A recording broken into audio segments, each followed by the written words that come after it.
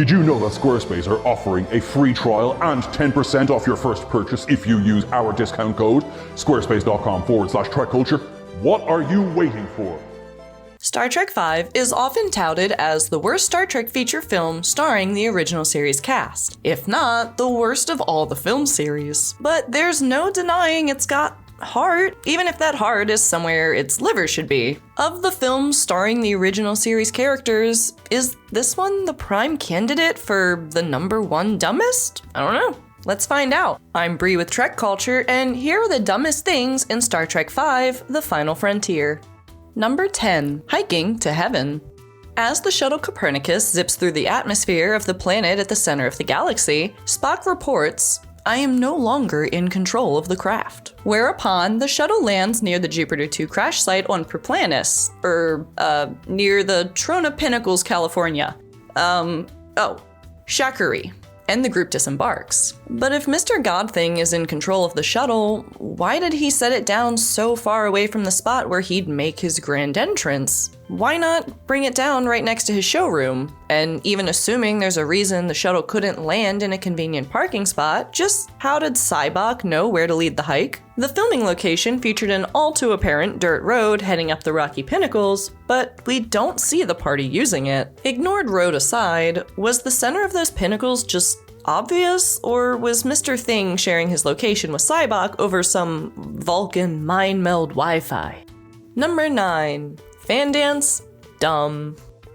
I dare say no fans were dancing in the aisles at this moment where The Final Frontier badly went where no Trek had gone before, by having Uhura do a burlesque act. It's stupid on several levels. First off, why would Uhura strip to her birthday suit to do this? Is it some unknown exhibitionist streak? I mean, it's dark, and where did the palm fronds come from? Second, did no one consider that the attendants of the stunted unicorn horses might not all be males? Maybe one or more of them might be, I don't know, crazy thought, gay? Or maybe just not stupid horny. Of course, if you think about it, the only women we clearly see on Nimbus 3 are a bartender, a triple-breasted furry dancer, and newly arrived Romulan Caitlin Dar. Maybe there's a lack of ladies on this rock, but it's still silly. Speaking of the lack of female representation, beyond Bok's army of light appearing to be all bros, even Starfleet leaves the ladies out of the action. It's Kirk and the boys who charge the city, leaving Uhura to fly the shuttle instead of he's good helmsman Sulu. Number 8.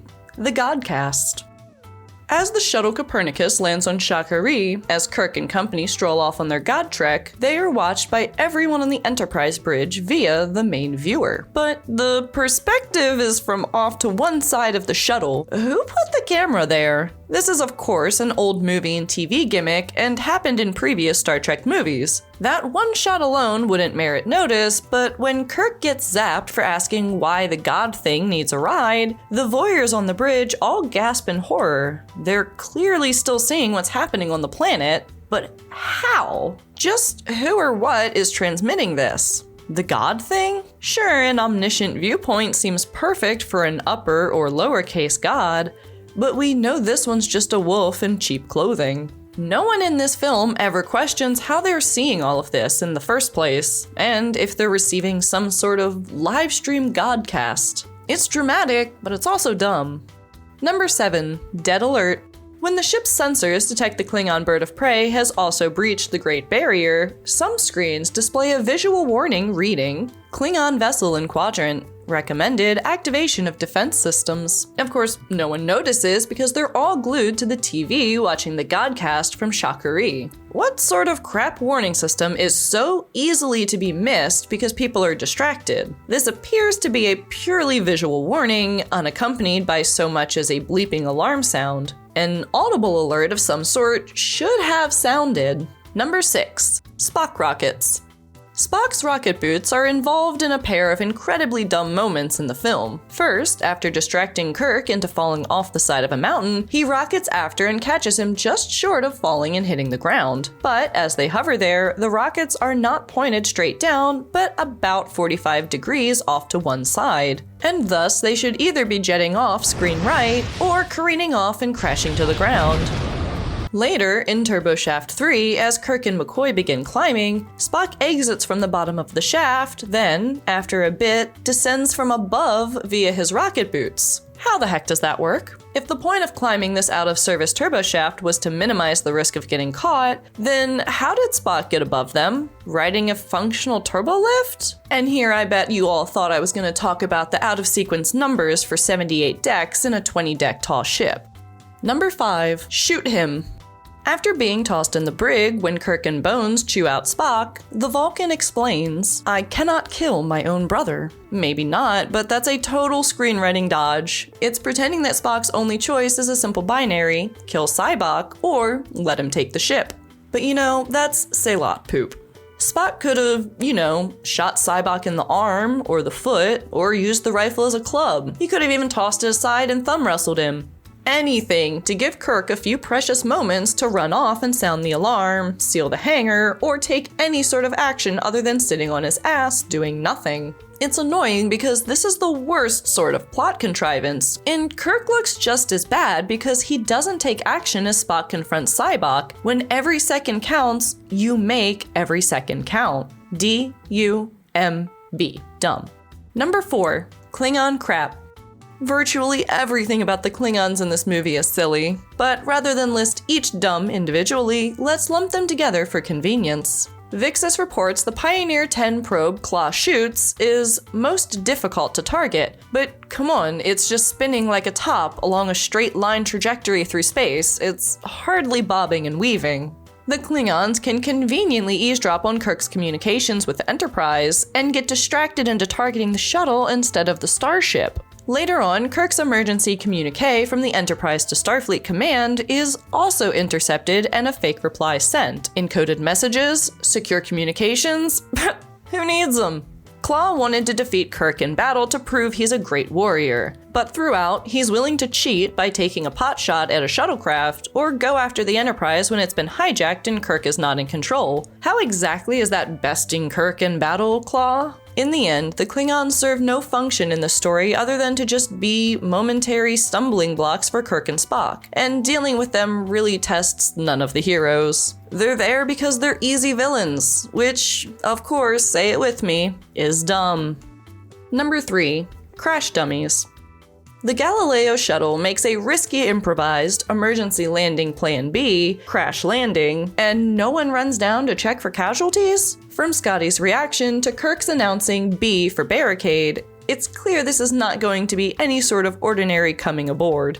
Only Scotty goes to check, and he does so from what's apparently the flight deck control room. So why are no emergency personnel sent down to the hangar? Is the ship that empty? And since this has come up several times, just how empty is the ship anyway? Watching carefully, there are 27 Starfleet types who appear. This doesn't even seem to be enough for a less than skeleton crew. At best, maybe a couple of finger bones? Anyway, when 6 of them are left on the planet, there are a minimum of 21 on the Enterprise. Even taking Kirk, Spock, McCoy, Uhura, and Sulu out of the equation, that's still 16 Starfleet to Sybok's entire party of 12 seen leaving the shuttle. Scotty spots Sybok's armed party coming aboard the ship and does nothing. He doesn't sound the alarm, or even punch an intercom to warn Chekhov on the bridge so he can lock the doors, turn off the turbolift, get hand phasers to stun the intruders, or even bonk them on the head with that broken log recorder. No, stupid Scotty just skulls off to the ship's sewers to hide out. Number 2. Kirk's ignored pain. So, what exactly is happening with Sybok when he wrestles with Kirk over the weapon in the hangar deck? He seems to be enjoying toying with his weaker human. This is actually a side of Sybok we sadly never see again, because it hints he's not all goodness and light. But that unexplored characterization aside, why does Sybok wrestle at all? Why not just pull his patented "I can feel your pain" thing with him right then and there? He has zero issues about doing it to the ambassadors, the bridge crew, and then Bones and Spock. Why not just quell any resistance by freeing Kirk? Better yet, why does Sybok wait to attempt to do this to any of them until they're on board the Enterprise, rather than when he's down on the planet surrounded by his zealot followers? He can't have known the Enterprise has an easily overcome, barely skeleton crew on board. He should have expected to face hundreds, ergo he shouldn't be taking the risk that Kirk can't somehow flip the situation in his favor. The whole thing reeks of plot contrivance. Surprisingly though, that's not the dumbest thing of all. Number 1. Squandered Sybok. When concocting the story for The Final Frontier, director and star William Shatner was reportedly struck by televangelists and how they build cult-like followings, and thus he conceived of a religious fanatic as the antagonist of the movie. It's an interesting notion. If someone could come along and magically erase all the emotional pain that holds you back, it's logical that you'd want to share that with everybody. It's rather like the euphoria of feeling born again. What could have been an analogy to cults and how they turn converts against their families and societies through brainwashing and use them to advance the cult's goals isn't explored at all.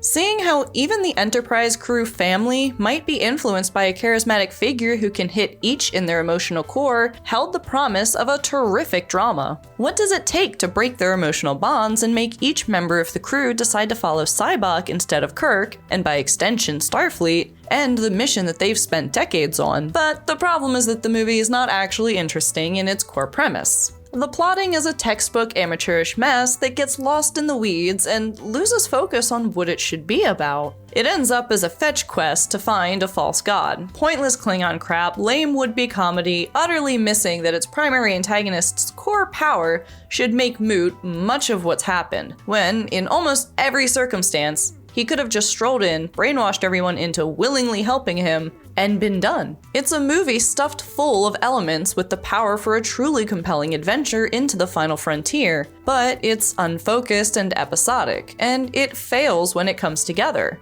What a waste. What a waste, my friends. And you know what? Waste is dumb. Hello, I'm Duncan Rillick, no relation, and my friend Sean Blass has been rushed to Starfleet Medical, so he's asked me to tell you about Squarespace. Squarespace allows you to build your own fantastic website, like he did for GTN. Its state-of-the-art template designer allows you to build what works best for you. Anyone can use it, even people like me, who may not be the sharpest typo in the spanner box. If you would like to try this deal, you should go to squarespace.com/TrekCulture. You get 10% off your first purchase. Cheap. When you go, tell them Rillick sent you. No relation. Good luck, Sean Blass. Hope everything goes okay with the toenail. And those were the 10 dumbest things in Star Trek V: The Final Frontier. If you enjoyed this video, go ahead and give it a like, and if we missed anything, go ahead and leave it in the comments section below. This is an adaptation of a larger article, so if you want to know 4 more dumb things, you can check it out on our website at whatculture.com. If you like the channel, or this series, then go ahead and hit subscribe so you never miss an upload. If you want to keep up with me, Bree, then you can find me on various social medias under the handle Trekkie Bree. But until next time, don't forget to live long and prosper.